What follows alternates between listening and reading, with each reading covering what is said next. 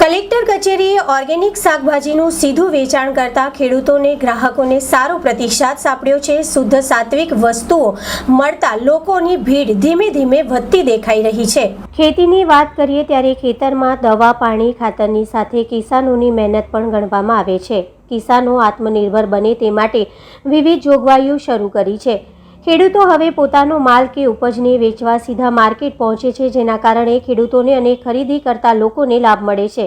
અંજારની જેમ હવે વડોદરા જિલ્લા કલેક્ટર કચેરી ખાતે શાકભાજીનું વેચાણ જાન્યુઆરી મહિનામાં શરૂ કરવામાં આવ્યું હતું। આત્મા પ્રોજેક્ટ વડોદરા દ્વારા કિસાનો માટે સુધરાઈ સાથે સંકલન સાધીને કૃષિ પોશાક વ્યવસ્થા ઊભી કરી છે। દર સોમવારે ખેડૂતો દ્વારા સીધું વેચાણ થાય છે।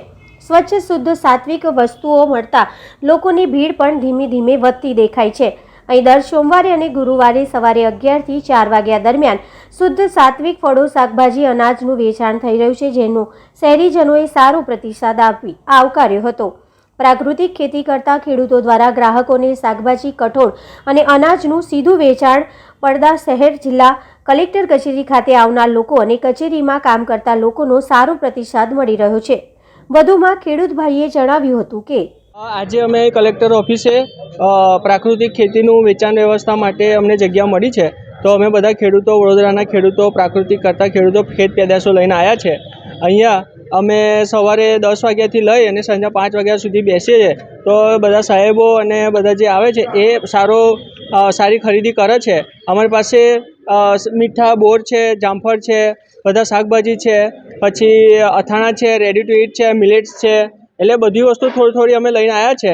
અને તમને વિનંતી છે કે તમે બધા બી આવો અને